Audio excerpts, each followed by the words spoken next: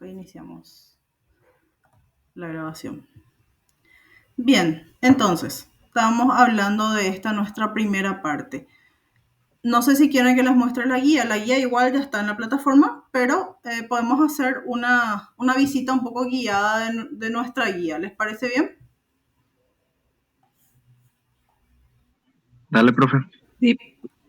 Díganme ustedes de repente si les parece que, qué sé yo, que no vale la pena o que ustedes ya lo tienen, ya lo saben. Podemos continuar y podemos desarrollar nomás ya la primera clase, digamos, hacer el tema de la ronda de preguntas más bien, porque como la clase fue asincrónica, de igual forma a mí me interesaría por lo menos escucharles un poco y saber qué fue lo que leyeron o qué fue lo que más les llamó la atención o qué se les quedó.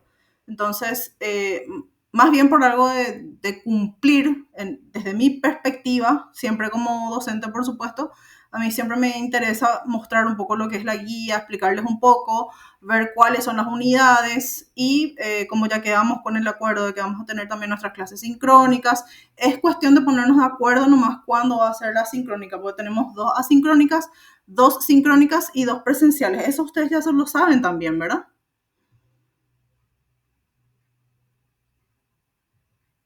Porque son 30 horas, pues. Profe, o sea, serían 6 sábados.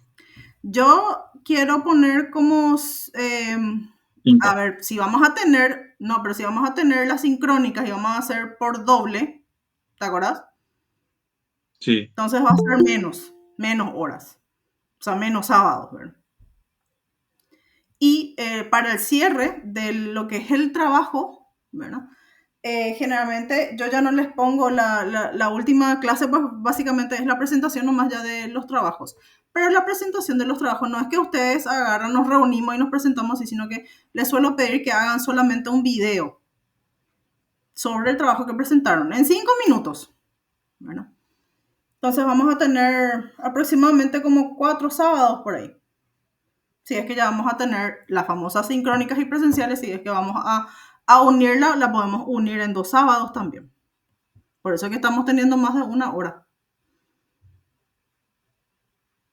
Sí, o sea, sí, profe, mejor sería porque, o sea, como nosotros tenemos sesiones, viajes Sí, y la semana del estereotipo quieren, o sea, sí, es particularmente, o en sea, septiembre. Es en queremos terminar antes los 3 seminarios. Por Sí, eso. sí, sí, sí. No, y, en realidad nuestra fecha de cierre es 3 de agosto, pero como te digo, lo que sería la unidad 6 ya no es una unidad en sí, sino que es una presentación de trabajo. ¿Se entiende? Un ratito, un ratito voy a cargar mi compu, pero quiero que vayan diciéndome nomás si se entiende bien.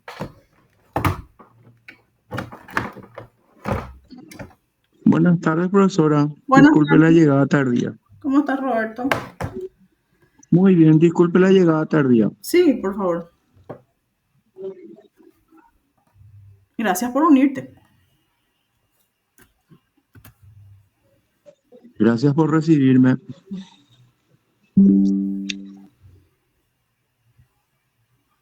Bien, entonces estábamos hablando de nuestros desarrollos de clase, como les dije, vamos a ir desarrollando, va a ser más de 1 hora porque lo que vamos a hacer en vez de irnos hasta la facultad es hacerlo de manera sincrónica. Sincrónica es igual a presencial también, según el CONES, entonces podemos o tenemos esa libertad, ¿verdad? Yo había consultado igual en coordinación, me habían dado el visto bueno, entonces no sin antes, por supuesto, consultar ahí, es que les estoy hablando de esto.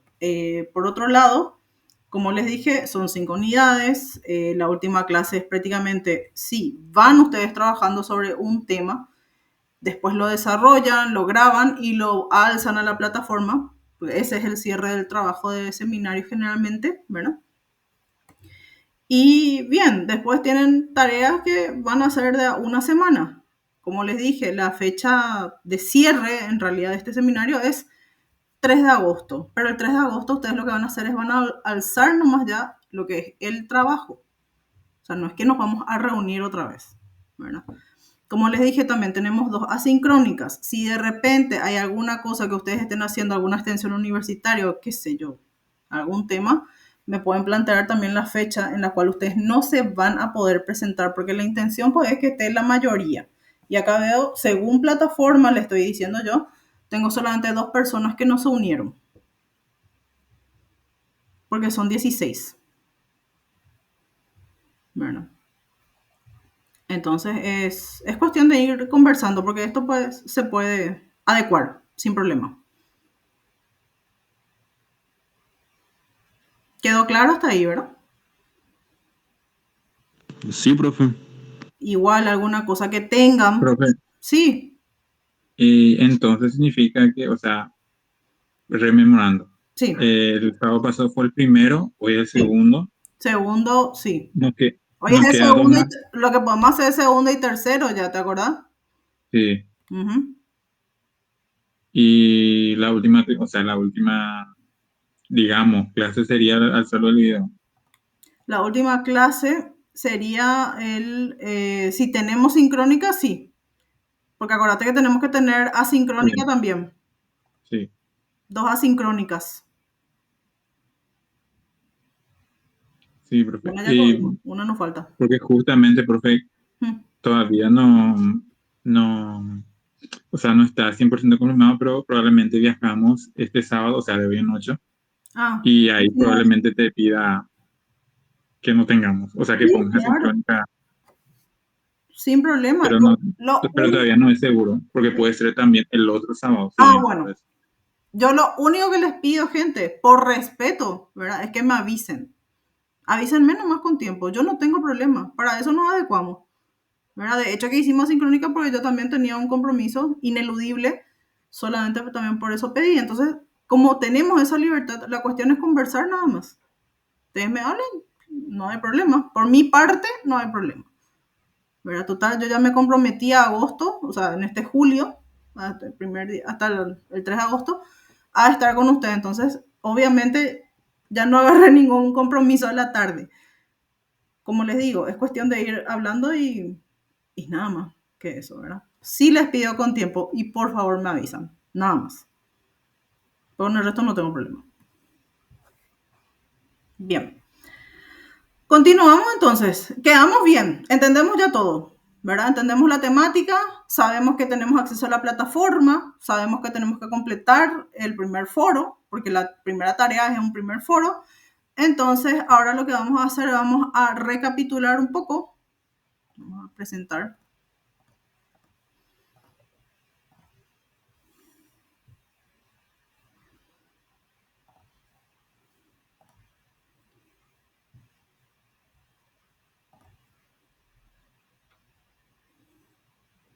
Pueden ver, ¿verdad?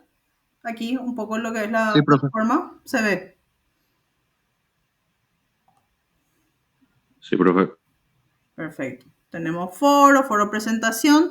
Les voy a ir contestando. Gracias a los que ya contestaron. Sí, ya nos conocemos. Ustedes saben, pero creo que yo ya les llegué a explicar en algún momento que de igual forma, desde lo que es la dirección de e-learning, nos piden de igual manera que siempre se haga el foro presentación, por más que ya nos conozcamos desde el primer año.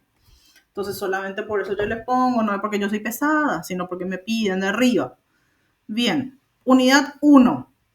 Tenemos 2 puntos importantes en esta unidad 1, que eran las definiciones de palabras claves por un lado y las teorías acerca de la llegada del hombre a América. Como les dije, son temas que no son nuevos para ustedes, son temas que ya los mencionamos, ya lo habíamos trabajado, por supuesto, en otra asignatura, hace unos años atrás, ¿verdad? Y ya les había dejado yo también lo que es el PowerPoint, una página web o 2, si es que podían ver. La clase grabada, por supuesto, que ahora vamos a poner porque de igual manera yo no quiero dejar pasar el tema. O sea, yo quiero igual hablar un poco con ustedes, consultarles, porque ya saben también que desde el punto de vista didáctico, por supuesto que sí o sí se tiene que mencionar los temas, no podemos dejarlos por sabido y ya está. Por otro lado, tenemos aquí la tarea. Ya saben, vence hoy a las 23:59. Y acá están las preguntas que tienen que ver justamente con los 2 temas importantes en esta unidad 1. La primera pregunta fue, cuáles, o es, porque es hasta las 23:59, cuáles fueron las palabras clave que nosotros encontramos en lo que respecta a este seminario que es Historia Indígena. Y la segunda pregunta, ya saben, ¿cuál es el origen del hombre americano?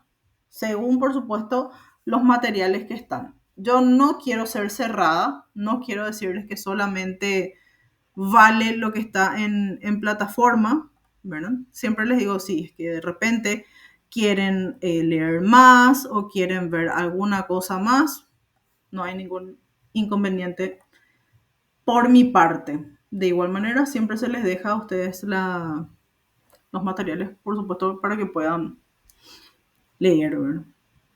Entonces vamos a empezar por... algunos contestaron, me dijeron, ¿verdad?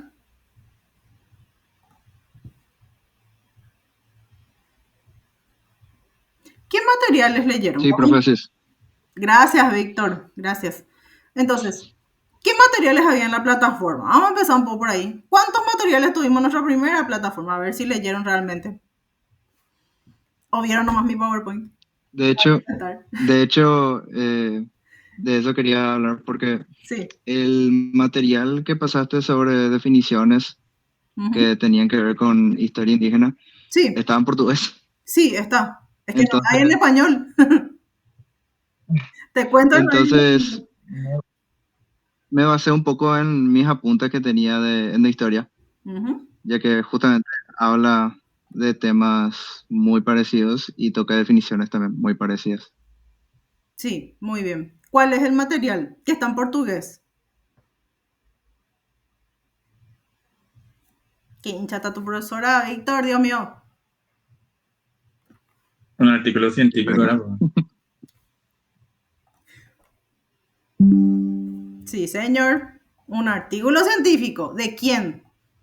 Miren que es una persona que siempre vino acá a trabajar en Paraguay, ¿eh? Les cuento. Él ganó un premio Branislava Susnik, ¿eh? Así que desconocido no es. De la mensa no es, profe. No me acuerdo. No, Yo no, estoy no ahí. es la mensa, porque la mensa habla en español, o sea, escribe en español, es argentino. Ah, En este caso es sí. brasilero. Jorge Heremites de Oliveira. Jorge Heremites ganó un premio Susnik. Bueno. Y siempre trabaja con pueblos indígenas hasta ahora. Hasta ahora. Les cuento que él ganó un premio Susnik hace años. Creo que es doctor ya también. Bien, entonces, el material, a mi entender, bueno, no sé ustedes, díganme ustedes si es que les pareció accesible o les pareció muy difícil de comprender. A ver qué me dicen, les escucho yo, sin problema.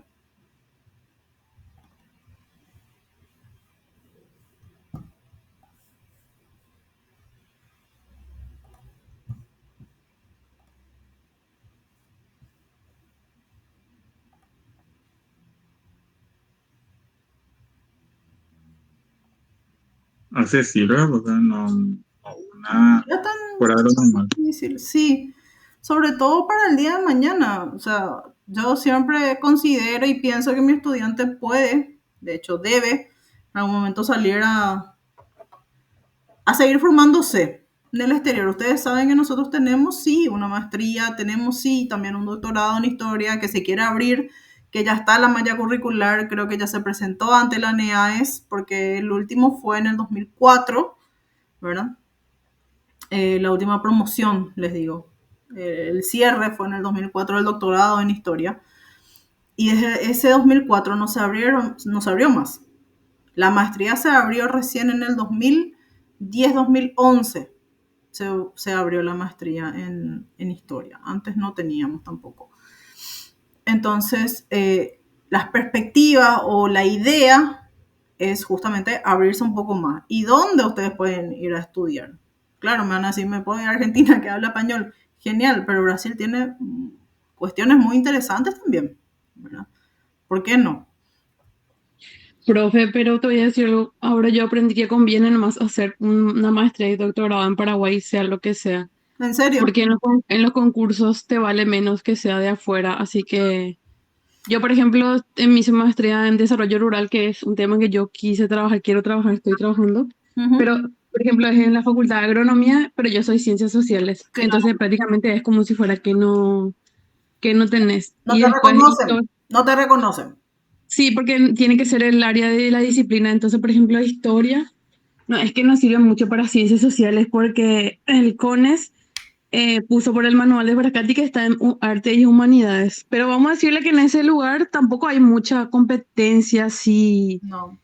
em, científica, te voy a decir, en esa área, pero por suerte que decís que se va a abrir porque Sí. es un problema porque no hay doctorados.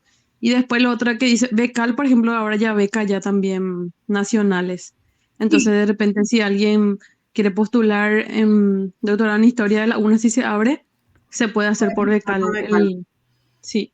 Y después, profe, por último, hay un programa de inserción de capital humano avanzado del CONACYT que paga 700 millones al año para que un doctor se inserte en la universidad y establezca línea de investigación, por ejemplo. Pero sí o sí tenés que ser ex becario de becal. O sea, Claro. no podés no ser becario y entonces son estrategias para seguir la carrera Para de incentivar, investigador. para incentivar un poco también, Sí. me imagino yo, ¿verdad? Sí. Bien. Muchísimas gracias, Belinda, súper interesante. Sobre todo pues ya están en tercer curso. La intención es que en cuarto ustedes ya hagan orientación de tesina a su tesis, procuren defender lo más rápido posible y después continúen creciendo. Esa es la intención, ¿verdad? Entonces, temas. Ustedes tienen también que ver las líneas de investigación que presenta porque desde el 2022 la carrera tiene líneas de investigación y tiene que caer los temas que ustedes, por supuesto, buscan dentro de esas líneas. Eso creo que ya lo sabemos también porque se había socializado en su momento, ¿verdad? Gracias, Belinda. Bueno, continuamos entonces nosotros. Estábamos en la parte de preguntas que todavía ninguno me respondió, ¿verdad? Voy a volver a preguntar cuáles eran nuestras dos preguntas que dejamos en el foro, que era muy sencillito, ¿verdad? No quise tampoco profundizar demasiado debido a que obviamente no tuvimos la clase, entonces dije, bueno, vamos a empezar por lo básico, algo sencillo. ¿Cuáles son las palabras claves? ¿Cuáles o qué podemos, cómo podemos definir las palabras claves para lo que es seminario de historia? Esta introducción de lo que es seminario de historia indígena. ¿Por qué les parece que es importante este seminario de historia indígena?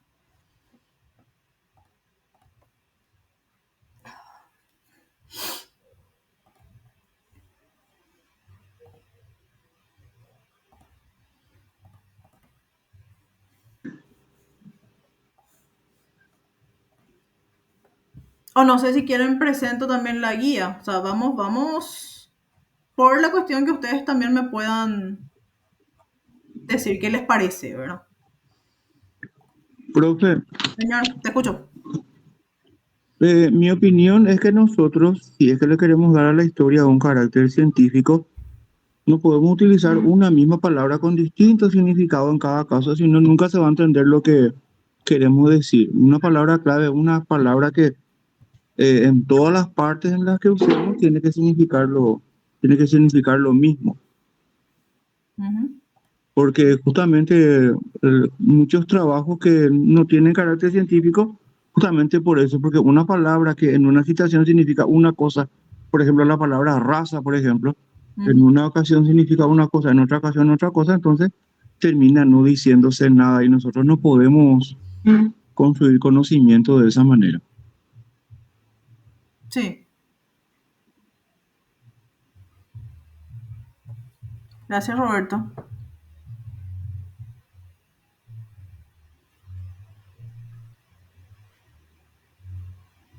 Ahora, vuelvo a mi pregunta entonces, ¿verdad? ¿Cuáles fueron las palabras claves que nosotros vimos en esta primera parte con estos materiales?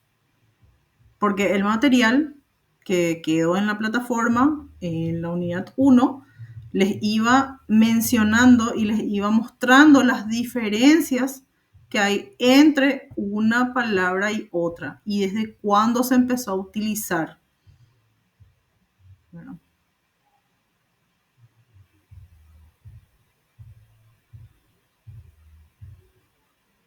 Y son palabras que ya son conocidas por ustedes, al menos la mayoría, no todas, por supuesto.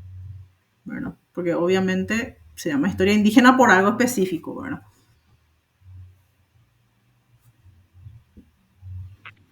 Profe, a mí, referente a que porque me parece importante, fuera de historia hay también en las instituciones públicas sobre todo una cuestión de confusión de nomenclatura de los pueblos indígenas. Yo particularmente aprendí que se dice indígena por una cuestión de la OIT y todos los instrumentos internacionales que los indígenas también, por así decirlo, presionan para que se unifique, entonces para que se reconozcan sus derechos, sobre todo los que están en condición de vulnerabilidad o que son más vulnerables, con otros que no lograron esa convención y por eso se utiliza pueblos indígenas como nombre, ¿verdad? Pero después también hay así una homogenización de los pueblos indígenas respecto al guaraní, que es algo que yo aprendí en la historia, que tipo habían otros pueblos que no eran del pueblo guaraní, y como ahora el pueblo guaraní en la actualidad es uno de los que, en relación a otros pueblos, tienen muchos profesionales, son profesores, son coordinadores, son supervisores de área en el MEC, por ejemplo. Vamos a decirle que es el pueblo que más es visible también, ¿verdad? Entonces,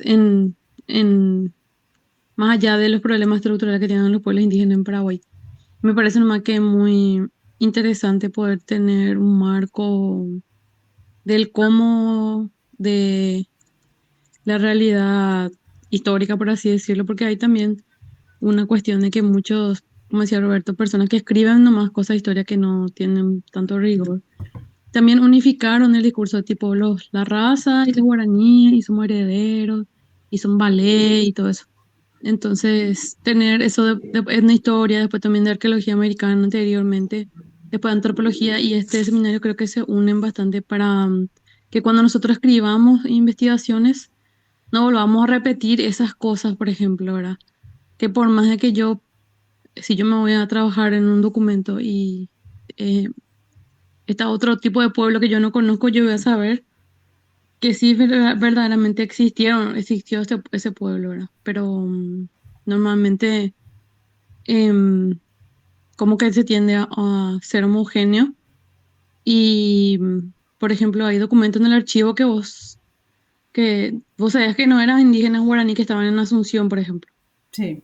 Pero la gente piensa que los indígenas guaraní eran los que le recibieron a los... Y sí y no, también hizo un quilombo en la historia, pero no es que es así Sí. nomás. No vamos a entrar nosotros en eso, Belinda, ¿verdad? Sí. Pero sí, súper. Muchísimas gracias, Belinda. Una fundamentación súper interesante. Permiso, profe. Sí. Hubo un problema acá en Paraguay con el tema del bosque atlántico del Alto Paraná. En Paraguay no hay bosques. Claro. En Paraguay hay selva subtropical. Pero como esas políticas hacen organizaciones internacionales que no conocen nuestra realidad, claro, y no conocen justamente porque así como dice Belina, nosotros no escribimos y la gente no conoce nuestros términos, los términos que nosotros tenemos que usar. Entonces ellos hacen su política del bosque atlántico del Alto Paraná sin saber de que acá en Paraguay no hay bosque. Sí, muchísimas gracias, Roberto. Interesante el aporte. Justamente ese también fue un tema, ustedes creo que saben, la carrera de educación está en proceso de acreditación. Bueno, y hubo una internacionalización, es decir, un intercambio. ¿Verdad? Y se fueron a Mendoza a representarnos, entonces rápidamente nomás les comento, ¿verdad?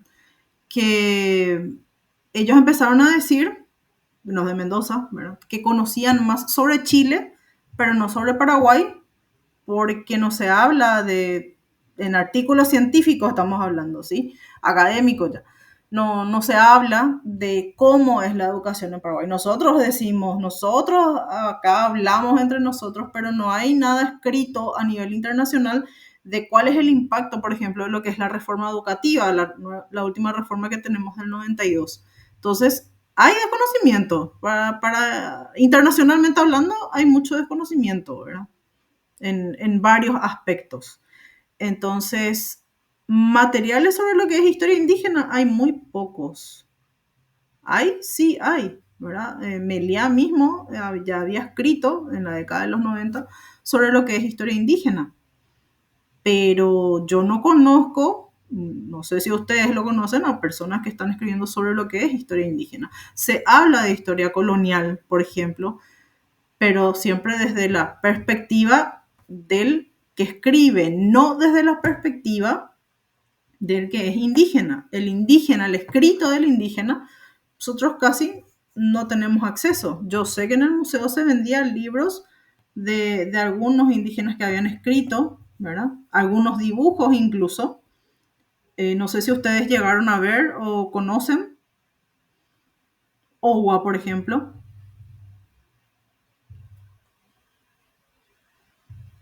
¿No? No No, vieron profe, nunca, pero ¿no? el, Donde se no. venden las cositas, así los libros. Sí, sí, Generalmente en el hay uno de museo. apellido Zuna también, ¿verdad? Después había otro que hizo un libro con Daisy, que es una antropóloga también, ¿verdad? José Ikevi, el caso de José Ikevi. Entonces, esas son las historias indígenas, ¿verdad? El indígena contando su propia historia. Tenemos muy poco, casi nada. De hecho, que hace mucho que yo no escucho nada de los indígenas, ¿verdad? Solamente que cierran, por ejemplo, la calle Artigas,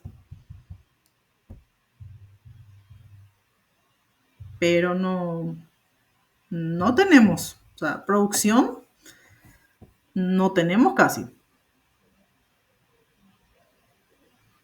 ¿verdad? Sí tenemos historia colonial, no es lo mismo. Voy a volver a insistir con eso, ¿verdad? Sí, acá hablamos de palabras claves.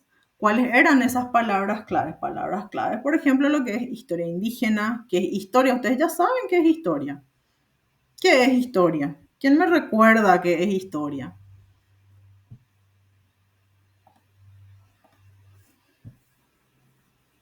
Es la interpretación de hechos y acontecimientos trascendentes.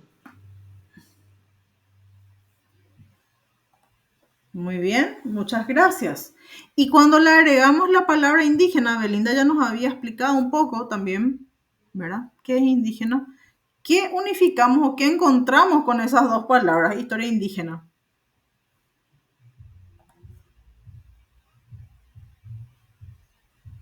Según los materiales que leímos y que algunos me completaron acá en el foro. No tengan miedo, acá he visto que la mayoría ya me respondió. O no sé si tienen un poco de vergüenza por ser el primer día.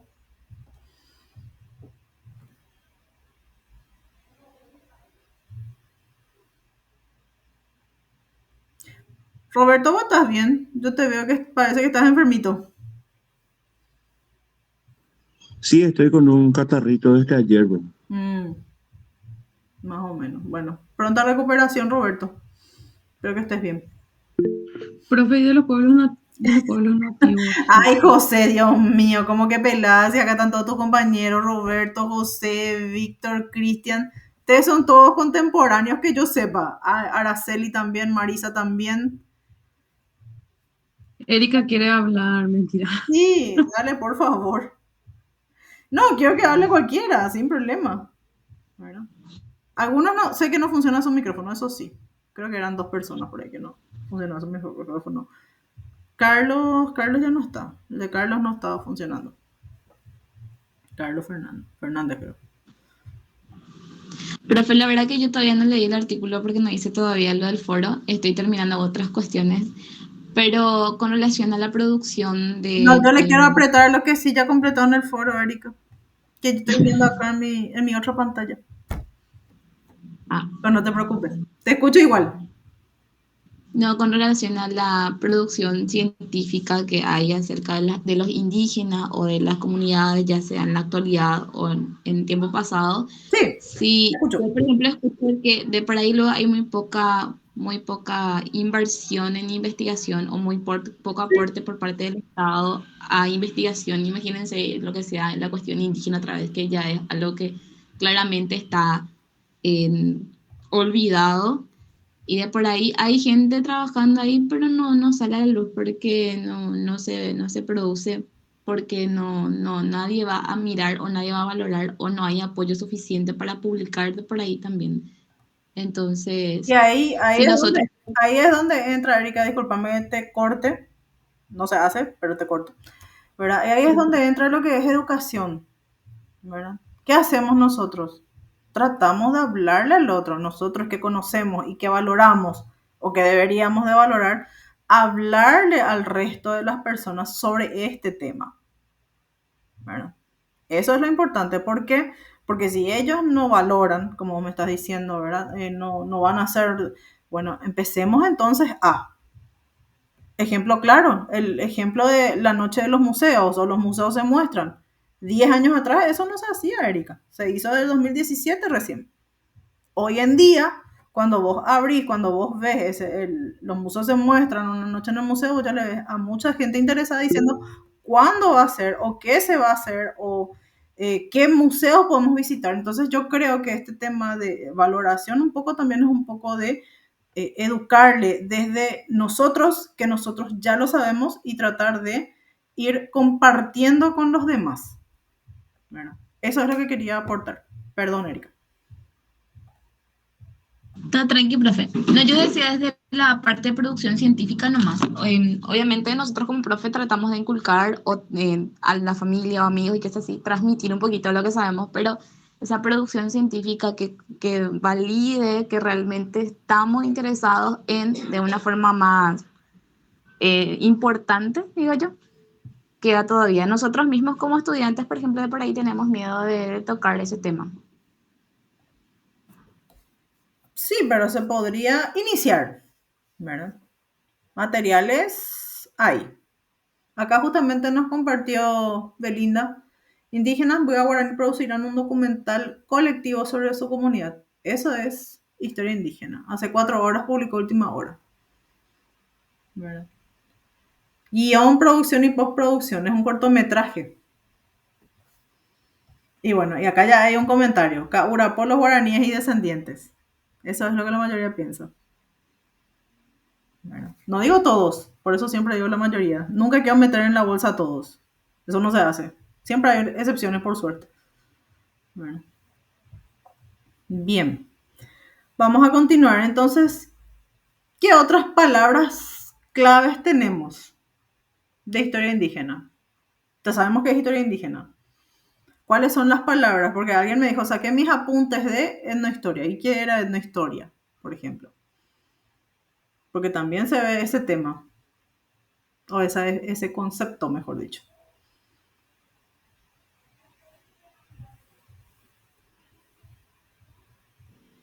Yo me acuerdo, profe, que la mayoría de todos los conceptos que sacamos con la profesora Raquel fueron de diccionarios antropológicos. Sí.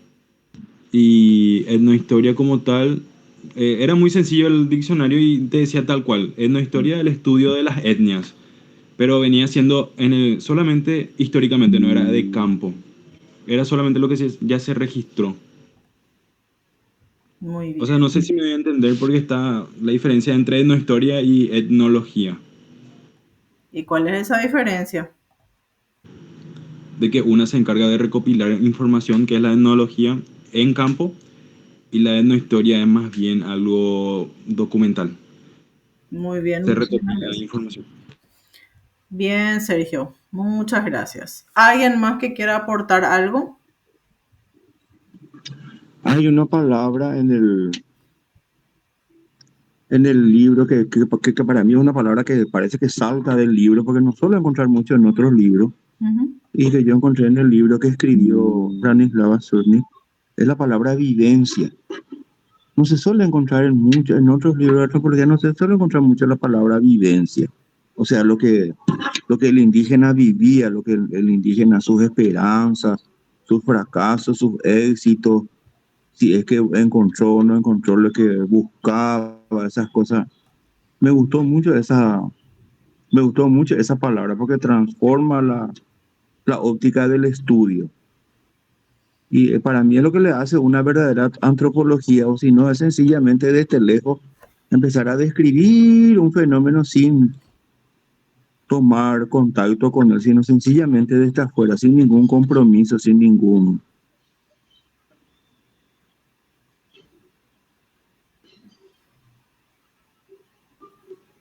¿Y quién es el encargado de escribir esa vivencia del indígena? ¿O la encargó? El antropólogo. El antropólogo.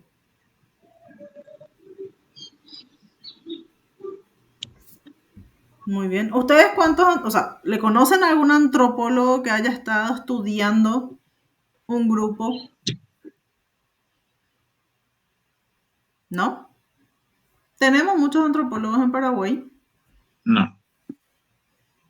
¿Conocen No, y alguno? luego la carrera. ¿Conocen alguno?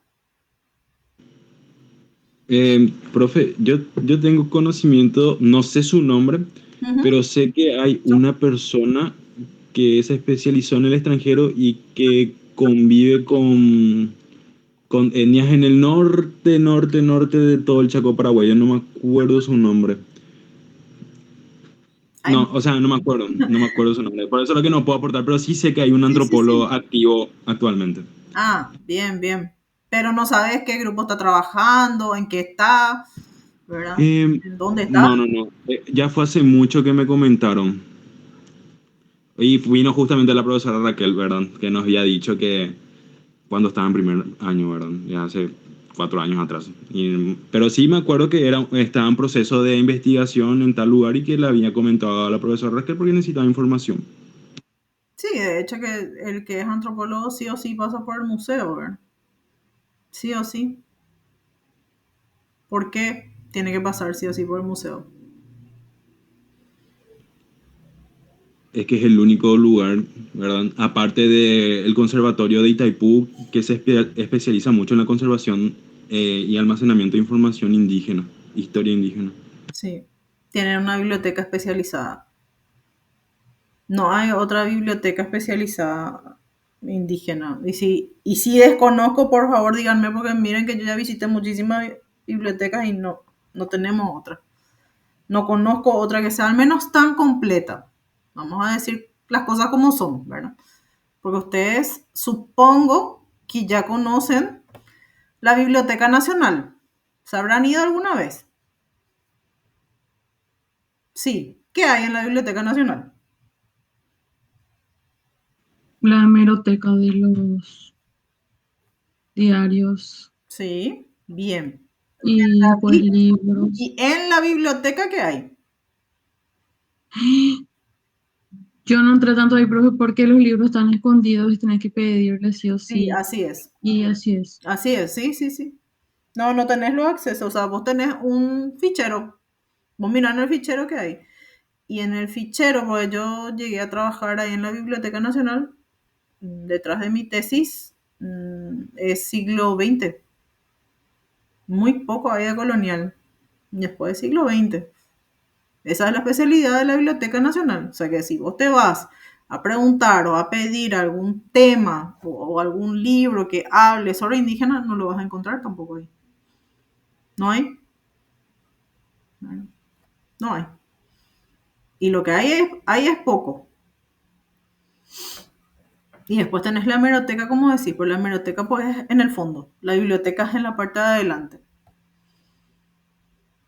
Profe, y te quiero preguntar, entonces la profe Raquel es una de las únicas en Paraguay que está más especializada en la historia con la señora Pusineri Sí, y así no hay mucha gente porque yo, por ejemplo, sé que esta señora Daisy Marilla, por ejemplo, ella, es antropólogo. yo no sé bien cómo lo que es, porque viste que algunos estudian en el Ateneo de Cultura Guaraní, la antropología. Entonces ellos dicen que ellos son antropólogos, pero es de un pueblo nomás, vamos a decirle que son los guaraníes. Pero eso nunca o sea, no me queda claro cómo es que, o sea, yo por ejemplo le conozco así de nombre a Gloria Capini, que es Sí, es antropóloga. Ella es antropóloga de grado, sí. Y después estudió otra vez, no sé qué, un doctorado, no sé qué, en París, en no sé Europa, qué. sí, creo que Y, es la pero no, Sorbona o algo así.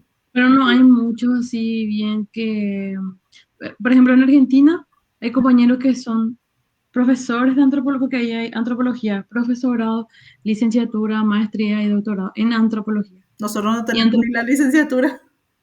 y ellos, por ejemplo, tienen antropología urbana, antropología económica, Sí, antropología. porque se Sí. divide muchísimo. Ustedes tienen antropología cultural, solo cultural. En la Y, facultad de antropología es solo y ellos, cultural, nada más. y ellos, por ejemplo, ahí sí, y yo a veces como que ellos, solo mis compañeros, ¿verdad? Que yo tengo allá. Hay algunos que del profesorado saltan a maestría o doctorado, incluso porque el sistema ya le deja, porque su CBC es muy común, entonces igual más Nuestro pueden hacerlo. sistema acá es diferente, porque en nuestro sistema nosotros hablamos de un profesorado no es nivel licenciatura, entonces obviamente no va a poder acceder a una maestría, ¿verdad? Por la cantidad de horas, te digo. Entonces, esa es nuestra principal diferencia. Y segundo, nosotros no tenemos licenciatura en antropología, lo que hay es una maestría y solamente tengo entendido que solamente en la Universidad Católica. Lo del Ateneo yo desconozco, ¿verdad? O sea, desconozco en el sentido de sí, obviamente sé que ahí también se forman y que hacen una licenciatura, pero es Ateneo, o sea, no es una facultad, no es un instituto, obviamente tampoco una universidad, entonces no sé cuál es el nivel que tiene el Ateneo, honestamente no manejo, ¿verdad? No sé en qué nivel de educación superior se le puede poner, no sé, honestamente, ¿verdad? Profe, y ese es un problema porque, por ejemplo, yo en mi trabajo le rechacé la vez pasada porque decía bien, título universitario, decía, y el Ateneo de la Cultura de Guaraní es un instituto y ellos dan título de maestría y de licenciatura. Porque Y, no cierra, pues, no cierra. pero el profesor David Galeano, pues, es el dueño, en fin. Y Sí. probablemente haya otras cosas ahí que no tengan que ver con la academia propiamente, que hace que todavía sigan emitiendo ese título, pero Sí. me parece más que ninguno así que es universidad o instituto tampoco no garantiza la calidad de lo que Claro. uno puede tener, pero sí que hay mucha gente que escribe sobre indígena, pero son tipo, creo que negocios así de... Sí, la primera pregunta que yo justamente les había hecho es, ¿conocen a muchos antropólogos? Ustedes me dicen que no. Perfecto. Ahora, ¿conocen materiales sobre indígenas? ¿Leyeron alguna cosa sobre indígenas? ¿Y qué es lo que recuerdan que leyeron? Pues yo sé que obviamente van a leer en primer año con lo que es etnohistoria. Ahora, fuera de etnohistoria es lo que yo estoy preguntando, ¿verdad? Digamos, en algún lado, alguna cosa, en periódicos, en la tele, algo. O no tenemos prácticamente nada.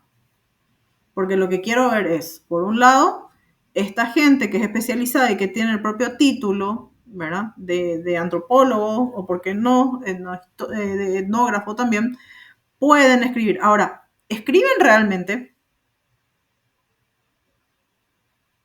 ¿Sí o no? Genial. ¿Qué escriben? ¿Verdad? ¿Acceso a qué tenemos nosotros? Si buscamos, por ejemplo, en internet, ¿qué les parece? O pueden hacerlo incluso los que tienen su teléfono, busquen qué hay de historia indígena en Paraguay. ¿Qué salta? Aparte de esta información que nos puso Belinda, que bueno, es más cine, ¿verdad? Es más parte, digamos, diferente, no es tanto un escrito. Profe, y Marcelo Bogado y Rodrigo Villar, lo que yo conozco Sí, que ellos son los escribieron. dos también, sí, los dos. Y eso es lo que yo conozco porque Marcelo fue mi profesor en trabajo social. Y él escribió hace poco nomás algo, pero no leí. Y después Rodrigo Villagra, que entiendo que está en Argentina, en Paraguay, en los dos países, pero no sé bien si él escribió sobre historia indígena. Hay una cuestión interesante también, Belinda. ¿Por qué? Porque mucha gente se formó en el extranjero, ¿verdad? Yo les cuento, la mayoría de los antropólogos que nosotros tenemos en Paraguay está formada en el extranjero. Como les dije, tenemos una maestría, sí, hay una sola maestría a nivel país en antropología que yo conozca. Ojo, que yo conozca, ¿verdad? Vuelvo a insistir, licenciatura nosotros no tenemos. Sí sé que se intentó abrir una licenciatura en antropología allá en la Faxo, justamente. Pero creo que no cerraban los números o pasó alguna cosa, pero que nunca se abrió. Entonces, tenemos muy poco acceso. O sea, la gente formada está formada en el extranjero, en su mayoría.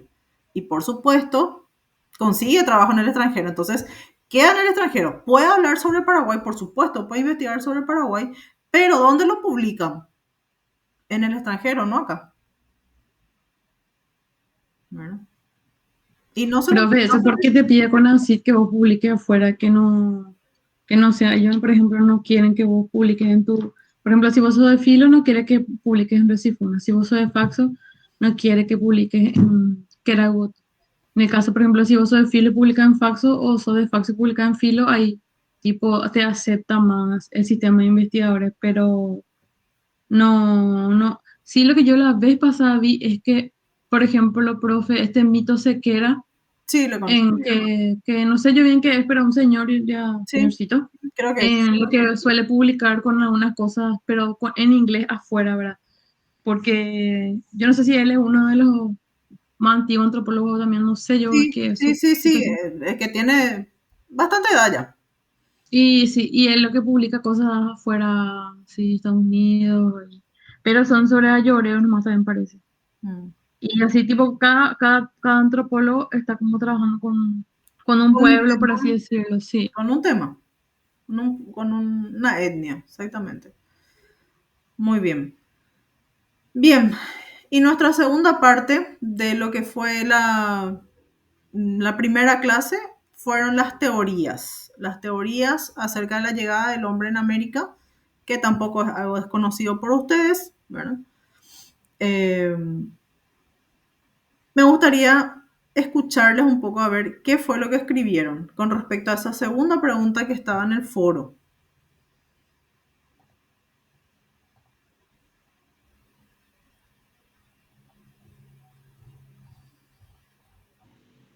En mi caso, profe, yo solamente puse una teoría, ¿Está bien? que es la que tiene más respaldo, la del puente de Beringia, Ujú. en donde el continente euroasiático se termina conectando con el americano. Y de esta forma permite el acceso de los primeros seres humanos modernos, bueno, no modernos, sino más bien Homo sapiens, al continente americano. Pero también hay otras teorías que tienen, que se revisan siempre, como la de Micronesia, que se teoriza que pudieron haber llegado desde barcos, yendo de isla en isla hasta poder llegar así a la costa pacífica del continente americano, que sería de Sudamérica. Pero más que nada estas teorías surgen por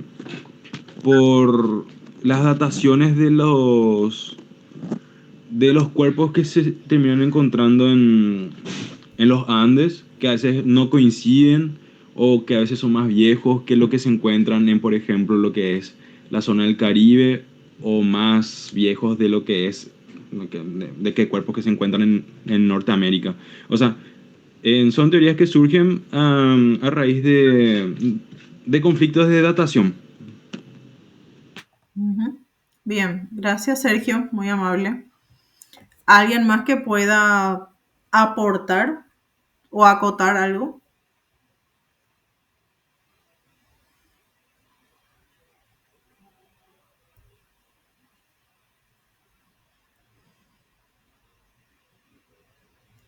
Y entre otras de las teorías que había sobre el poblamiento americano estaba también el de origen australiano, que era de Rivet, Sí. sobre que habían poblado América viajando desde Oceanía, cruzando el Pacífico con balsas. ¿Y solamente un camino tenían? Según Rivet. No, profe. Tenían varios caminos e hicieron en sucesivas oleadas. O sea, no vinieron, fueron grupos, diferentes grupos que tomaron diferentes caminos en la misma dirección, o menos, digamos. Muy bien, gracias. Muchas gracias.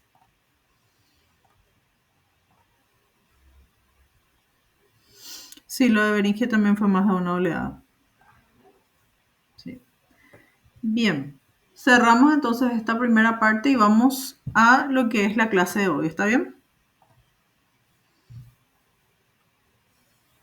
Dale, profe. Gracias.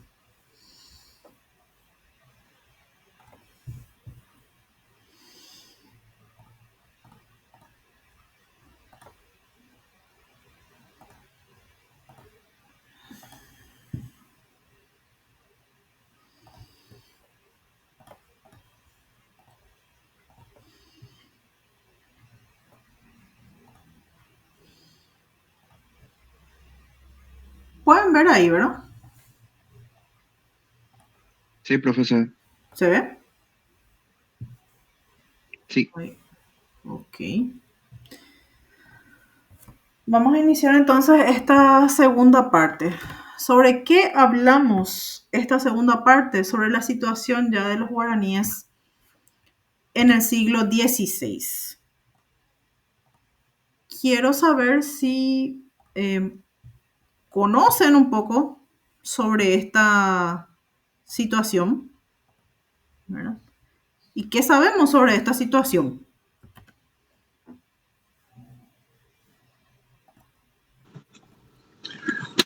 Que al principio hubo un pacto entre los españoles y los guaraníes, pero que después ese pacto fue cambiando de a poco hasta convertirse en un sometimiento.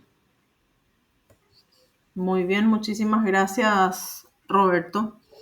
Sí, hablamos de lo que es en esta primera parte. Sabemos nosotros ya la llegada de los españoles, ya conocemos toda la historia de memoria, me imagino, ¿verdad? Ya no es necesario hablar o mencionar ese punto.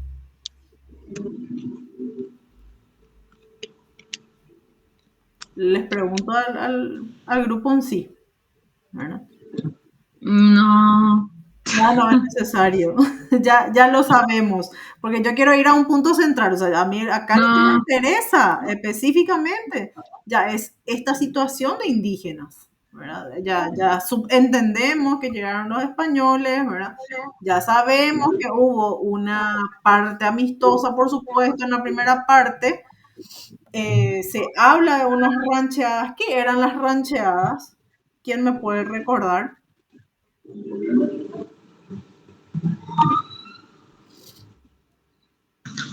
Era tipo un mecanismo para extraer a los indígenas. Hubo un punto en que ya los indígenas no querían trabajar o tener ese sistema de alianza. Por ejemplo, los españoles se rebelaron y era traerlos en rancheada a la fuerza, arrearlos, como se dice, Sí, muchísimas gracias, Erika. Súper para amable. los encomiendas.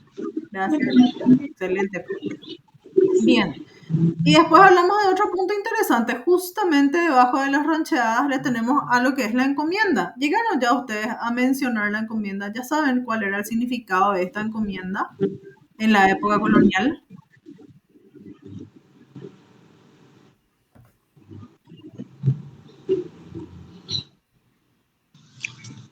¿Cuál era la pregunta? Si es que ya saben qué significa encomienda, si ya llegaron a trabajar sobre esta definición de encomienda.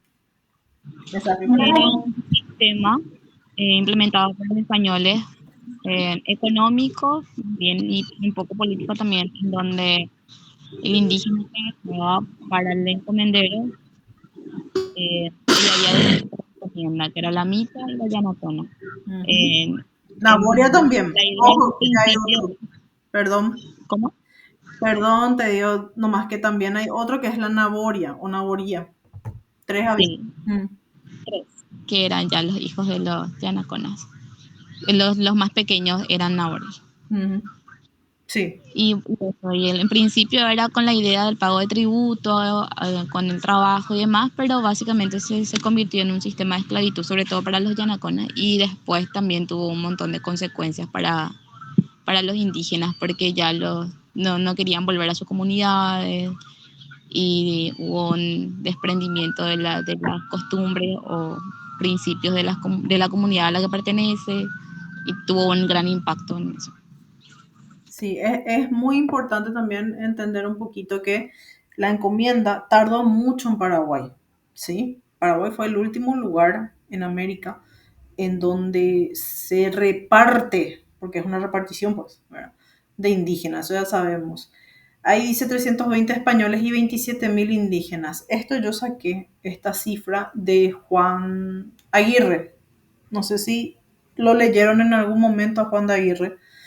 El diario de Fragata de Juan de Aguirre es un texto muy, muy conocido de la época colonial, así como el de Azara, porque hablaba de cifras muy exactas y de acontecimientos también muy que eran importantes, que fueron relevantes para lo que es la provincia gigante de las Indias, ¿verdad?, más conocido como hoy en día Paraguay. Ustedes saben que en la época colonial obviamente no era república todavía, era una provincia, y le habían bautizado con provincia gigante de las Indias. Bueno, fue así conocido por mucho tiempo.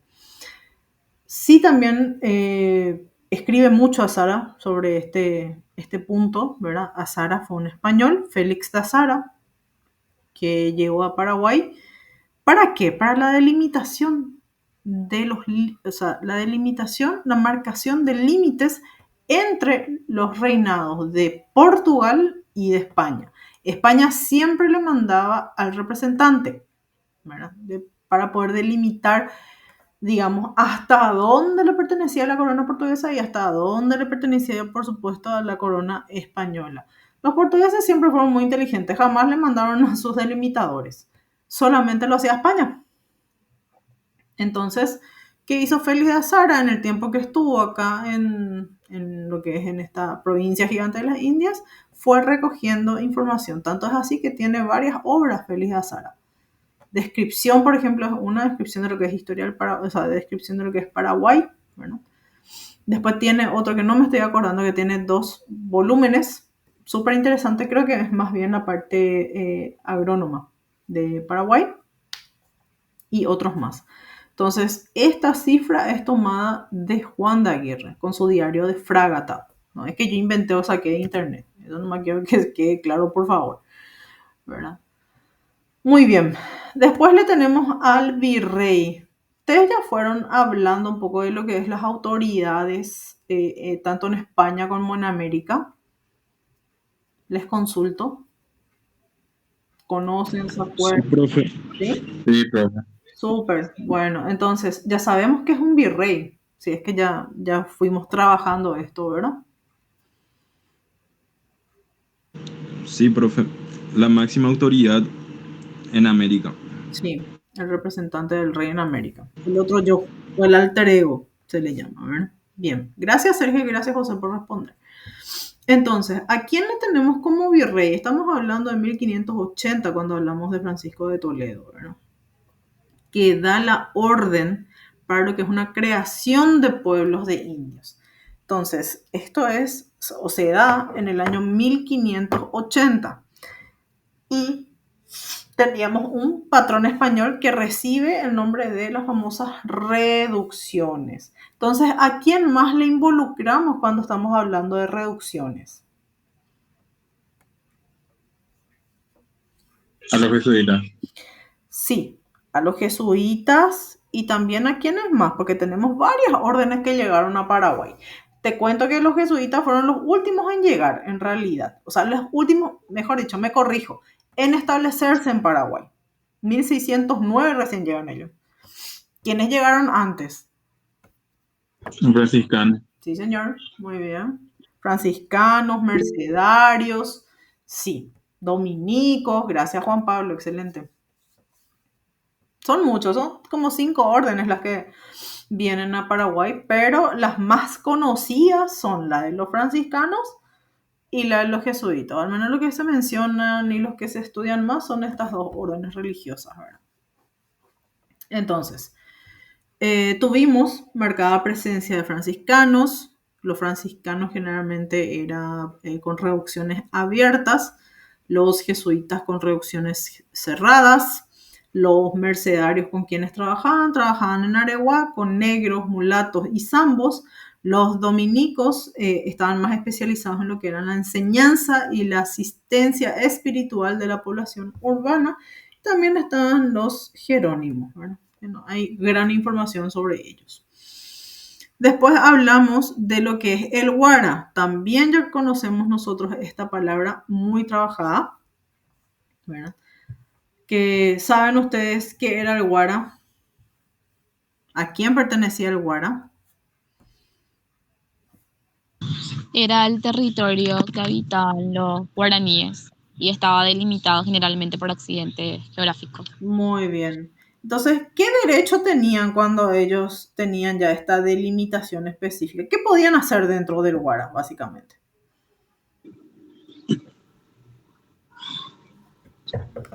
Los indígenas demostraban una férrea pertenencia a sus guara y ni siquiera le permitían a los indígenas de otros guaras cruzar por él. Sí. Entre ellos mismos había rivalidad.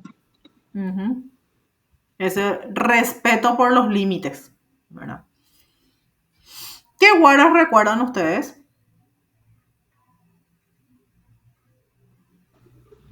Ay, profe, me mataste. Recuerdo que había 14 a la llegada de los españoles.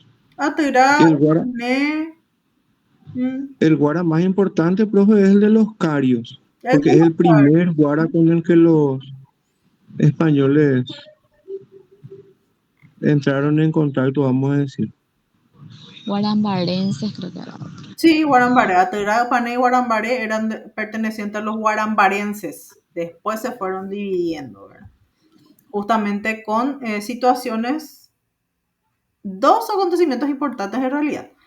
Por un lado le teníamos a los brasileros que venían a asaltar y por el otro también venían a asaltar, pero los chaqueños, ¿se acuerdan? Ahí es donde se empieza a desintegrar y empezamos una movilización, una inmigración durante lo que es prácticamente toda la época colonial.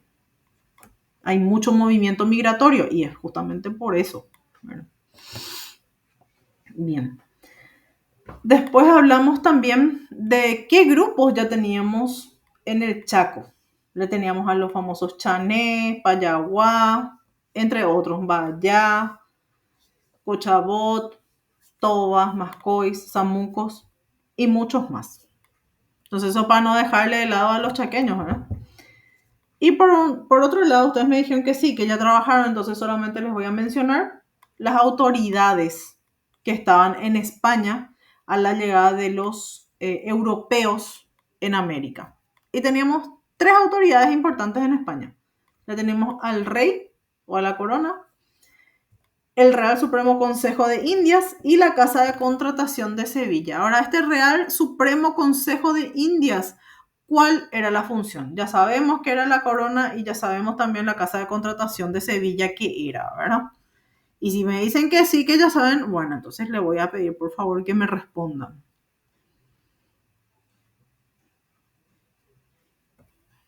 ¿De qué trataba o qué hacía el Real Supremo Consejo de Indias?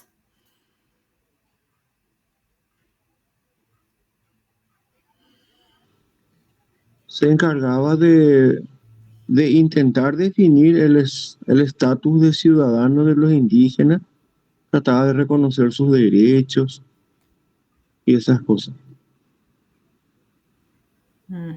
Bien, gracias. ¿Qué más? También fiscalizaba la labor de las otras autoridades instaladas acá. Si no me mal recuerdo. Sí. Eran también consejeros del rey. Gracias, Juan Pablo. en las cuestiones administrativas. ¿Cuáles pueden ser esas cuestiones administrativas? ¿Qué te parece que le interesa? Hay un punto muy interesante acá. No es tanto la cuestión indígena. ¿Qué es lo que quería la corona de América? Todo lo que se pudiera extraer. Estaba encargado del comercio también. Sí, entre también. las colonias y la metrópoli. Bien. Y si trataba esto, el Real Supremo Consejo de Indias, ¿qué trataba la Casa de Contratación de Sevilla?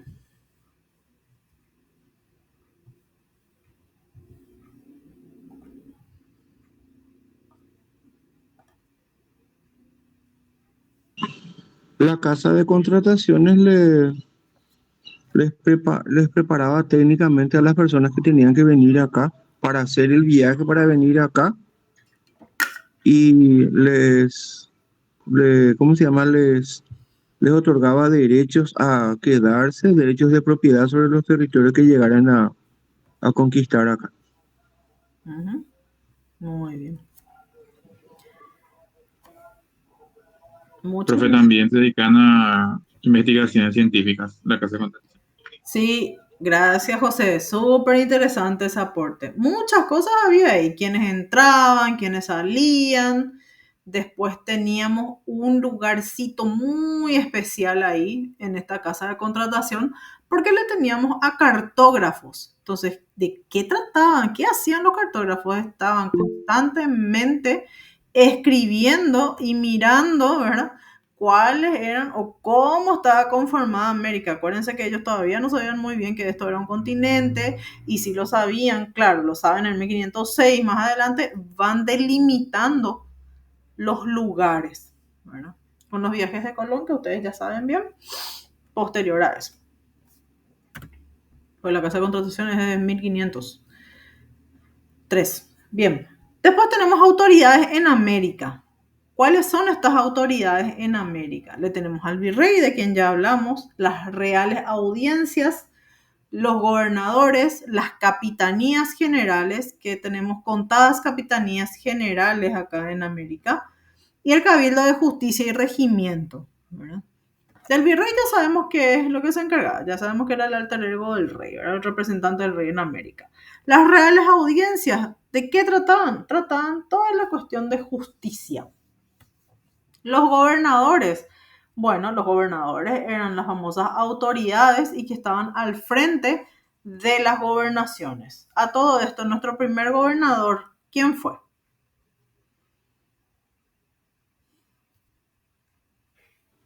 Domingo Martínez de Irala. Sí, Domingo Martínez de Irala. ¿Se acuerdan hasta cuándo estuvo Domingo Martínez de Irala?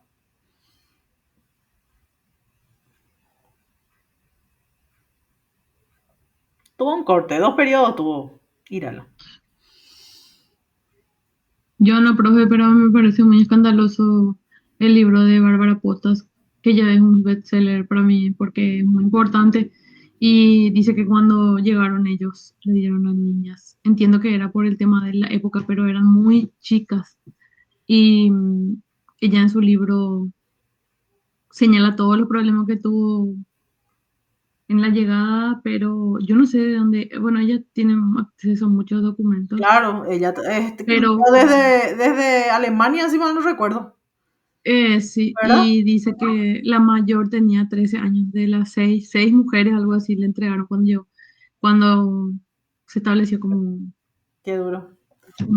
como autoridad. Y yo después de ahí dejé de leer el libro un mes o 2 meses por ahí y le dije al profesor Vicente, por ejemplo, que yo no pude más leer porque me sorprendió tanto porque esa información es como que, viste que se menciona nomás, pero no se grafica bien cómo fue esa llegada o ese establecimiento de autoridad, ¿verdad?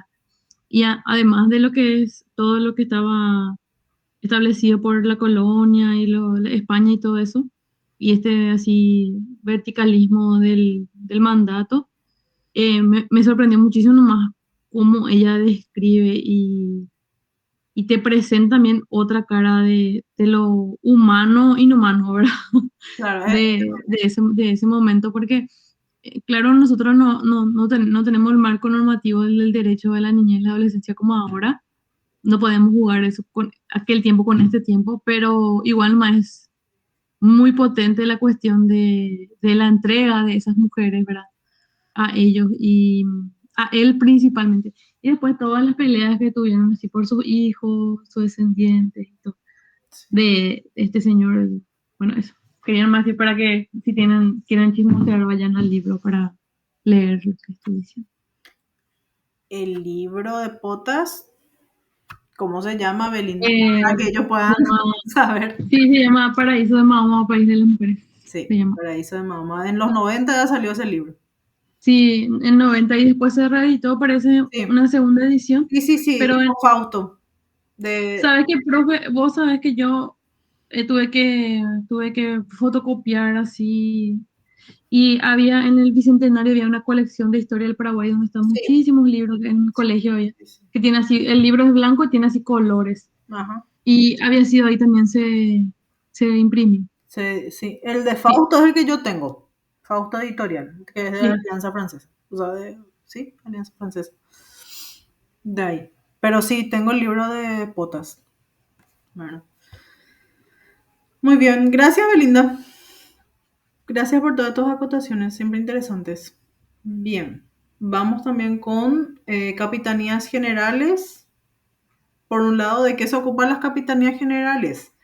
Del aspecto militar y la organización territorial de la jurisdicción. Y el Cabildo de Justicia y Regimiento. ¿A quiénes le teníamos en el Cabildo? A los alcaldes, al alguacil mayor, al alférez real, a los regidores y muchos otros. ¿Por qué les puse entre otros? Porque son como 12 personas, ¿verdad? Son 12 representantes que están ahí en el Cabildo. Entonces, a unos cuantos nomás le pongo y ya está, ¿verdad? Bien. Hablamos en esta primera parte de que este contacto inicial fue bastante amistoso. Empezaron conquistando, después poblando la provincia y había un interés muy particular de estos europeos. ¿Por qué? Porque querían llegar al famoso El Dorado.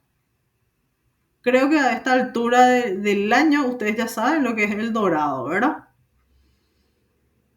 ¿De quién estaban hablando cuando hablaban del Dorado los indígenas?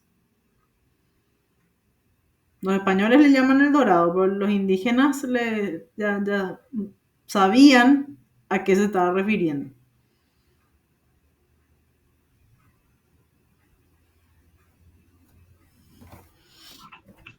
Sí. Candire. O El Perú. Profe, El Dorado es esa película de Disney. Profe, es que Disney ¿sabes qué hicieron la película? Que no vieron, bueno, se cae la cédula, pero es una película. Nunca vi, pero sería interesante de ver, para ver de qué trata. Bien, tenemos entonces el lugar de oro y plata, ¿verdad? Eso es lo que le mueve al europeo, no tanto las especias y los esclavos, porque siempre te dicen 3 objetivos tuvo el europeo. ¿Cuáles son esos objetivos que tuvo el europeo? Te dice oro, primer lugar, especias, esclavos y llevar la evangelización, te dice, por eso que venían las órdenes religiosas, ¿verdad?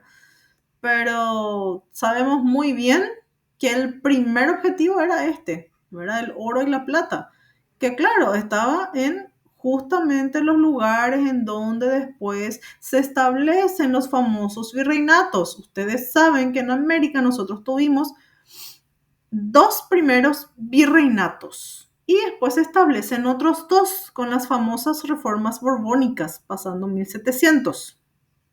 Entonces, ¿cuáles fueron esos primeros virreinatos? Uno ya me dijo acá el compañero, uno ya les dio la respuesta a él, ¿verdad? Que es el de Perú. ¿Cuál fue el primero? Ese fue el segundo. ¿Dónde llegaron los españoles, los europeos? No quiero decir españoles nomás, porque sabemos bien que no solamente eran españoles, ¿verdad? No fue Nueva España. Sí, Nueva España. ¿Y Nueva España estamos hablando de qué lugar? Componía todo Centroamérica, México y el Caribe. Muy bien. ¿Y el segundo? Sí. Es México, es la Ciudad de México la que le dio nombre al país y no al revés. Por eso es que se llama Nueva o España. Ujú.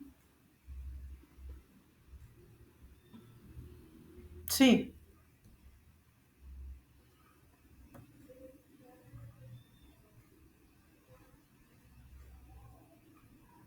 ¿Y cuál es el otro virreinato?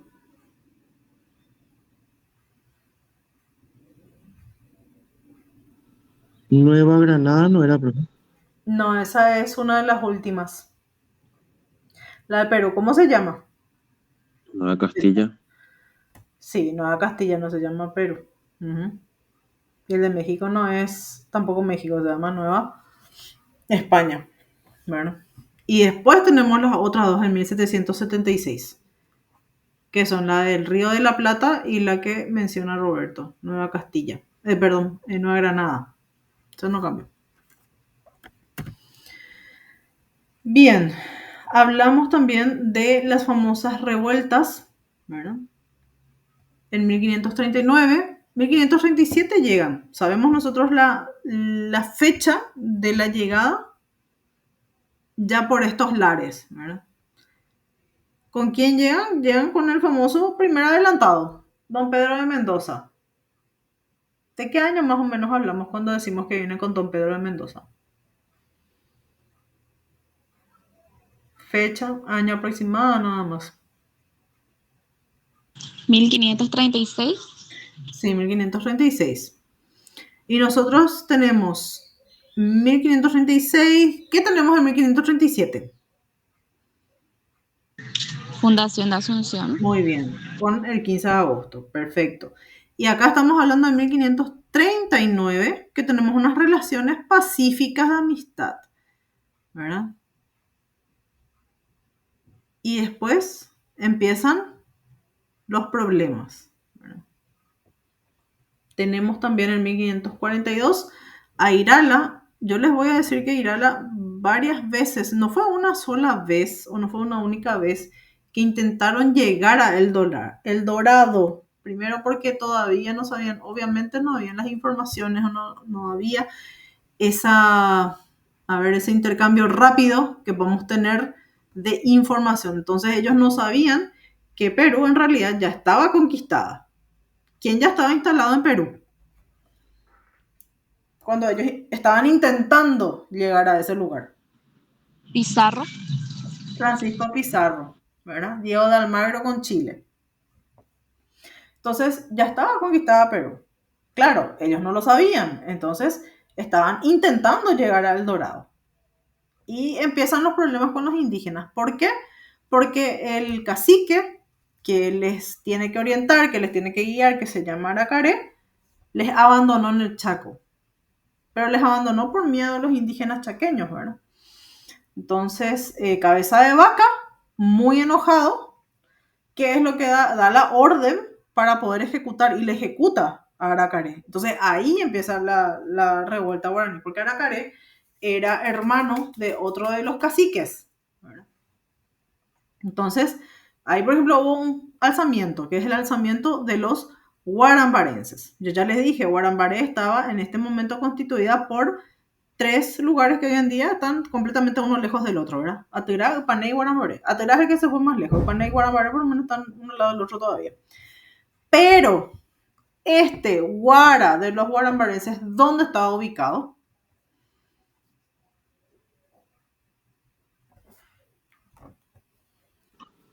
En la región oriental, más hacia el norte. Sí, señor, más hacia el norte, que es el límite entre lo que hoy en día es Concepción y San Pedro. La ciudad se llama hoy Lima. Ahí estaban ubicados históricamente los guarambarenses, ¿verdad? Entonces, enojados, los europeos, claro, le da Cabeza de Vaca. ¿Quién fue Cabeza de Vaca que da la orden para matarle al cacique?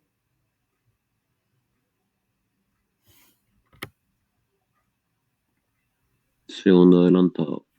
El segundo adelantado, sí.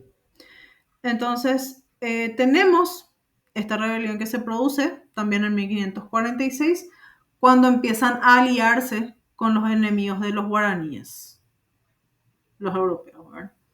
Y por supuesto ganan la batalla. De hecho, que el español casi siempre luego te va a ganar la batalla. ¿Por qué?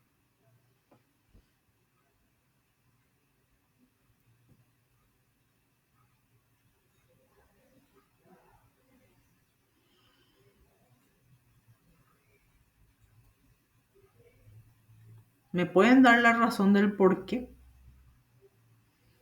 ¿Cómo es la pregunta, profe? Estaban mejor equipados, bro. Claro, ¿por qué le van a ganar siempre los europeos a los indígenas?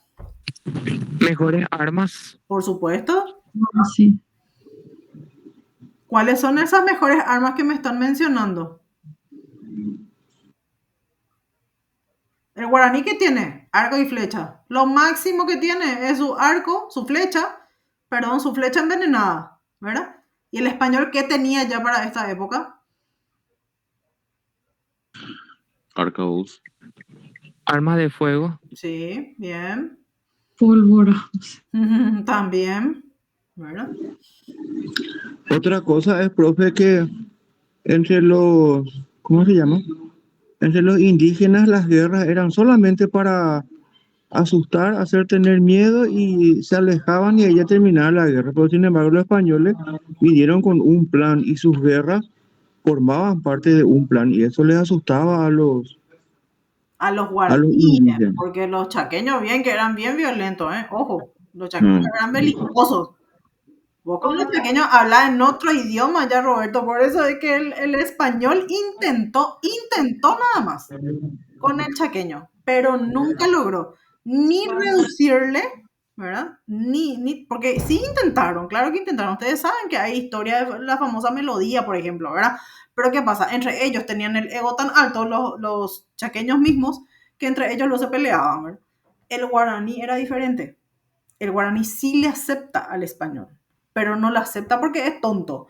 La acepta porque dice, bueno, este me va a ayudar en contra del chaqueño, porque claro, siempre peleaban con los chaqueños. Entonces le tenían como un cuñadazgo que ustedes seguramente ya dieron, ya saben lo que significa cuñadazgo, ¿verdad? O el famoso toalla. Entonces ellos pensaban que les iban a proteger. No es porque le querían entregar a su mujer que le entregaba, ¿verdad? Sino pensaban que le iban a proteger de alguna manera. Cosa que, bueno, tampoco pasó, ¿verdad? Pero con el chaqueño nunca se metió, porque los chaqueños le mataban en seco, sin problema, ¿verdad? No estaban ni interesados el chaqueño en poder hacer el intercambio ni el acercamiento con el europeo. Y no podían, por eso es que con mucho miedo intentaban cruzar el Chaco y bueno, lo intentaron pocas veces, ¿verdad? Por eso que Aracaré les abandona ahí en medio del Chaco. Bien. Entonces, después le tenemos, la caballería también. Claro, el indígena pues se asusta en los primeros momentos cuando ven que el cuerpo sale, dice, del caballo. Entonces, eso, por ejemplo, ellos no entendían muy bien por qué se separaba el caballo del ser humano, ¿verdad?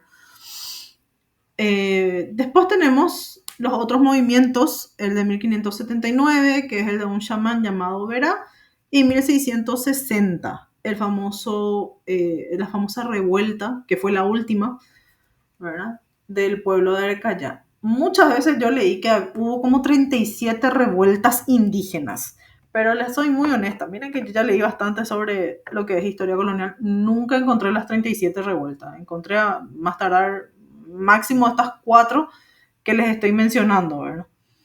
Más de esta no encontré. Pero sí, hay historiadores que dicen que hay más revueltas, ¿verdad? Bien. Entonces, tenemos esta última revuelta en Arecayá, ¿verdad? Tuvimos un problema grande, hubo una activa resistencia, ¿por qué? Justamente por este sistema de encomiendas que se había pedido y había un seguimiento de no sé cuántas veces se pidió para que ya puedan, digamos, dejar de tener esta encomienda. Sin embargo, en Paraguay, en 1800, me acuerdo muy bien, pasado ya 1800, volvían a tener sistemas de encomiendas, es decir, se iban agregando sistemas de encomiendas, aún cuando ya en 1649, un poquito más, ya se había pedido que se elimine, ¿verdad? El gobernador Huidobro fue el último en incluir encomiendas todavía aquí. Bien, entonces tuvimos la última resistencia, como les digo, estaban muy cansados porque acuérdense, ¿cómo es el sistema de encomienda? El sistema de encomienda pues lo trataban básicamente como esclavos. ¿Y qué es tratarle como esclavos? Le daban muy poca comida, muy poca agua, por supuesto que no había paga, no había vestimenta, entonces eran explotados en la mayoría de las horas del día trabajaban, eran más de 12 horas trabajando, creo que eran 16 a 18 horas, le daban creo que 8 horas de sueño, solamente para dormir, nada más. Después trabajaban todo el día, ¿verdad? Entonces por eso empiezan las resistencias. Y por supuesto gana el gobernador que fue Alonso Sarmiento de Figueroa, y lo que hace es dar la orden de yanaconizar, o sea, de esclavizarlos de una manera elegante. Esa es la palabra utilizada de encomienda, porque aquí ya hay un marco jurídico, significa que hay un marco aceptado de encomienda, ¿verdad? Por parte de europeos, por supuesto, no hablo de los indígenas.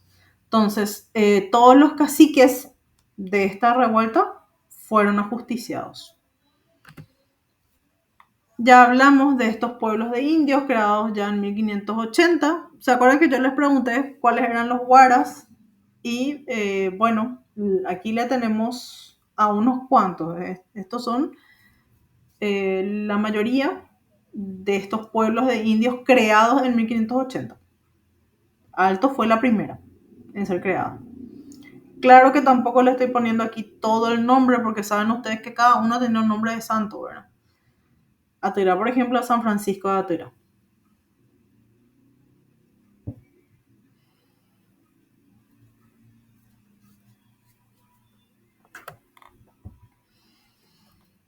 ¿Qué tenemos aquí? Tenemos las reducciones franciscanas en el mapa de la izquierda, y en el mapa de la derecha le tenemos a las reducciones jesuitas. ¿Hay alguna cosa, alguna consulta que tengan por aquí? ¿O vamos bien?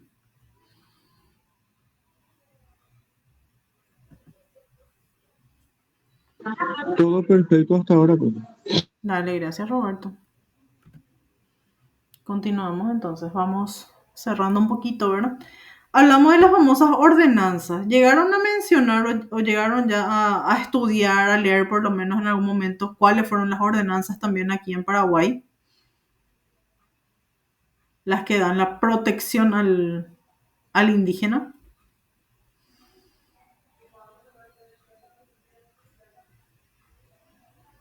La primera es con Domingo Martínez de Irala. ¿Por qué? Porque es el primero en repartir a los indígenas en 1556. De hecho, que él no quería hacer esta repartición de encomiendas, pero fue bastante presionado por todas las personas que estaban a su alrededor, que bueno, lo hizo finalmente en 1556, que es el año en el que él muere también. Bueno. Entonces, ¿qué es lo que menciona esta ordenanza? De alguna forma intentar proteger al indígena, ¿verdad? Y ven ahí, no podrán contratar sobre sus indios, ni prestarle a otras personas, les tratarán bien, les favorecerán, les van a curar las enfermedades, les adoctrinarán en la religión, y si se vinieran a quejar justamente de malos tratamientos, incurran en las penas de las ordenanzas. ¿Les parece que esto se cumplió en algún momento?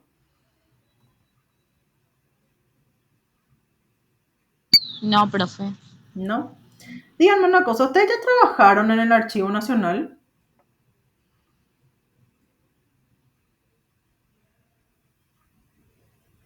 Sobre documentos. ¿Qué documentos trabajaron, si es que ya trabajaron? Sí, profe. Ahora estamos haciendo también. En serio, excelente. ¿Sobre qué están haciendo? O sea, ¿qué sección? A eso quiero llegar. Y ahora de lo jurídico. Civil y judicial entonces. Sí, sí, lo dice. Muy bien, porque yo les cuento que en civil y judicial van a encontrar en algún momento, o sea, no sé cómo es, creo que generalmente pues hay una lista de documentos luego que ustedes tienen que transcribir, ¿verdad?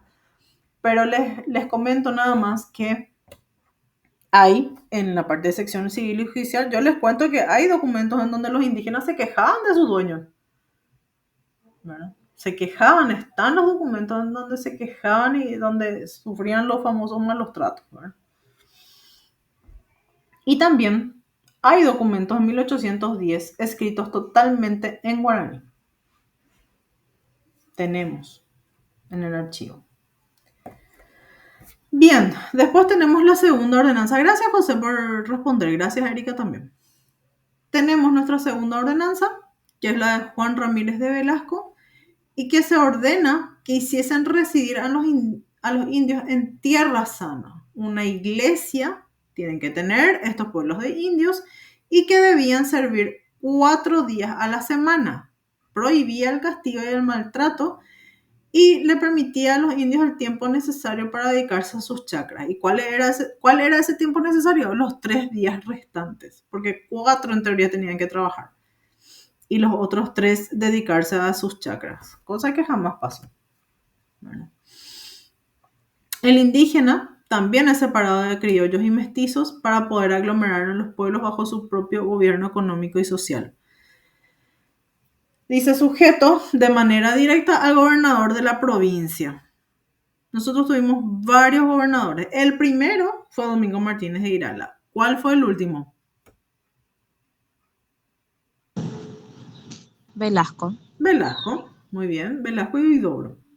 Pero te cuento que tuvimos muchísimos gobernadores porque en el periodo en el cual estuvo Hernando Arias de Saavedra, específicamente 1592 a 1617 aproximadamente, teníamos cambios de hasta 6, 7 gobernadores por año. Porque se le nombraba, pues, y de repente se le nombraba a una persona muy mayor. Bueno, y no podía llegar o no llegaba. Entonces quedaba otra vez Hernando Arias de Saavedra como interino. Quedó como 7 veces aproximadamente como interino. Muy bien. Los pueblos más tradicionales entonces, que eran de guaraníes del siglo XVI hasta 1848, y le tenemos ya en el cierre de estos pueblos tradicionales, en 1848 justamente le tenemos al ya presidente Carlos Antonio López con el decreto de suspensión de comunidades o pueblos guaraníes. Entonces se le da la libertad finalmente de poder salir del pueblo a todos los indios. Este indio, que era del Taba, tenía su lote en donde cultivaba la mandioca, que era la comida de la gente pobre, y se hacían los repartos de alimentos y carnes. Te tenemos acá, justamente le estuvimos mencionando a Saavedra, desde 1592 hasta 1618, ¿verdad? Ustedes ya saben qué fue lo que pasó entre 1617 al 18, ¿verdad?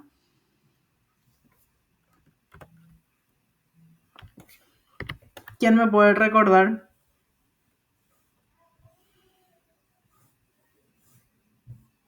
¿Cómo fue la pregunta, profe? La revolución comunera, profe. 1617-18. No, eso es 1717, ojo, 100 años después.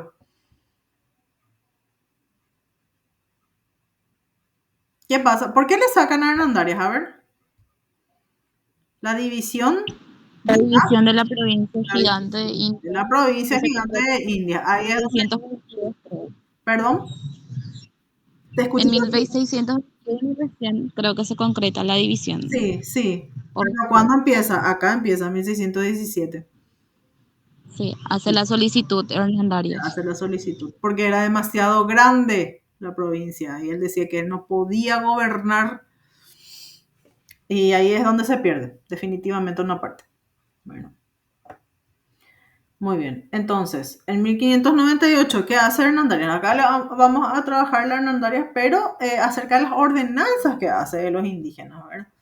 Que pide unas ordenanzas, o de hecho promulga unas ordenanzas en 1598, como yo les dije, fue gobernador interino varias veces.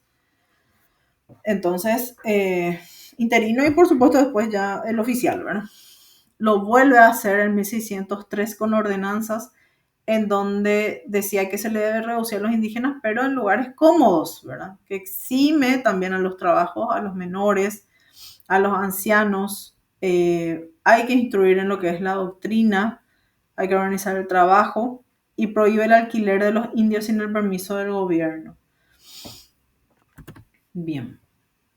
Pero más se lo recuerda por la división justamente del Río de la Plata y Buenos Aires, ¿verdad?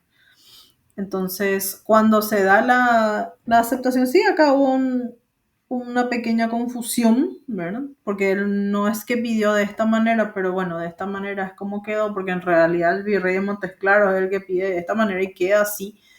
Entonces le tenemos a la división de este Río de la Plata, Buenos Aires, le tenemos a Buenos Aires y queda con Santa Fe, San Juan de Vera, Las Siete Corrientes, Concepción del Río Bermejo y la gobernación de Guairá, Paraguay, que es donde queda Hernandarias realmente, queda Asunción, Santiago de Jerez, Villarrica y Ciudad Real. Bueno.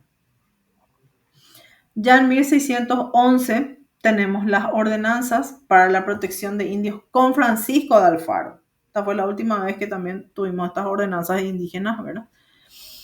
Y fueron 86 ordenanzas que obviamente yo les reduje aquí en lo que me pareció más importante y tenemos como, por ejemplo, prohibición de las encomiendas de servicio personal, declarar nulas las existentes, ¿verdad? Así como la esclavitud y la venta de indígenas. Hay un sistema de reducciones, pero el indio que quiera seguir viviendo agregado a los españoles puede hacerlo, entonces ahí ya da carta abierta, ¿verdad? Hubo varias protestas en contra de Alfaro, porque los guaraníes, según obviamente los españoles, o según los ojos de los españoles, eran holgazanes, caídos en vicios, eran idólatras y eran también borrachos, ¿verdad? En Paraguay subsiste, dice, hasta 1803, contrariamente a lo dispuesto por Cédula Real de 1696, que ya estipulaba una extinción definitiva de lo que son las encomiendas. Entonces, ¿por qué les puse 1803? Porque, bueno, se encontró un documento en donde decía que Lázaro de Rivera, que era entre los últimos gobernadores e intendentes que teníamos, todavía seguía incorporando 42 encomiendas. Bueno. 1804 también tenía una carta. Esta es la bibliografía de donde se sacó un poco la información y con esto cerramos esta parte. Les agradezco la atención. Si tienen alguna consulta, me lo dicen por favor.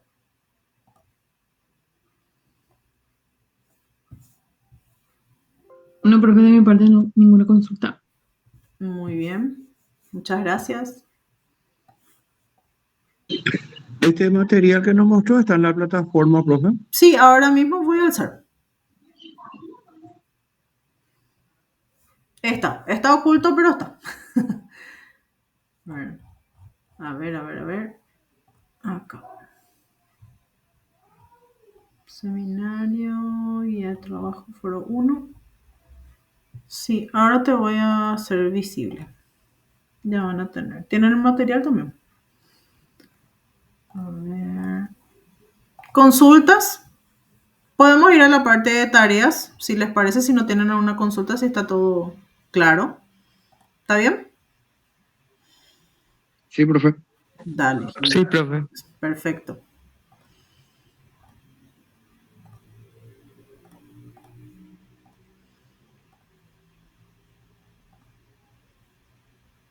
Pueden ver, ¿verdad?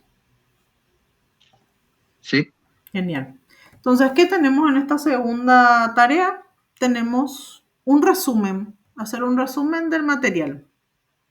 Yo no tengo problema, así que no les voy a decir cuánto es el mínimo, cuánto es el máximo, porque esto ya es libre, ¿verdad?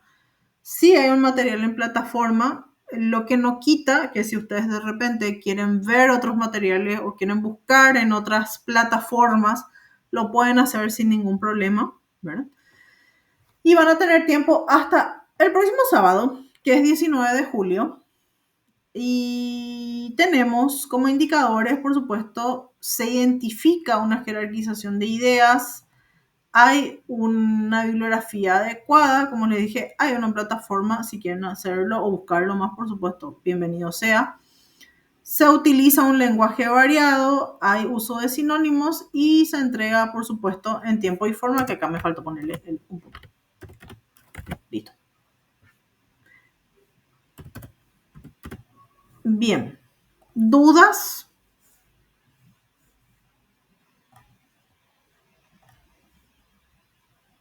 ¿Consultas? Todo claro, profe. Bueno, perfecto. Si pueden habilitar entonces sus cámaras para sacar una fotito, por favor. Sí pueden. No pasa nada si no se puede. Les agradezco. Qué gusto verles. A todos. Bien. Sacamos en un ratito, ¿sí? 1, 2 y 3. Ahí está. Muy bien. Ahí está. Muchísimas gracias. Entonces, si no hay más consulta, nos vamos despidiendo. ¿Está bien? Dale, profe. Dale, hasta luego. Gracias, profe. Hasta Gracias luego. a ustedes. Chao, chao. Profe. Estén bien, buen fin de... Saludos, señor. Nos vemos, nos vemos.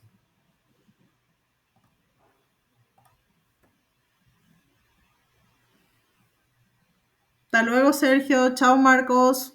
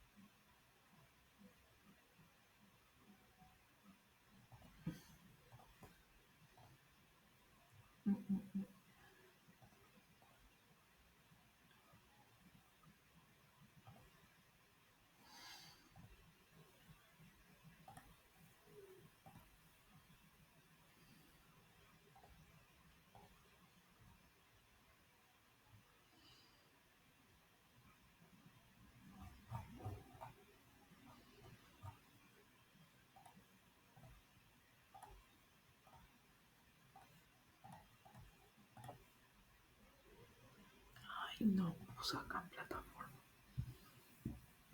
¿Viste?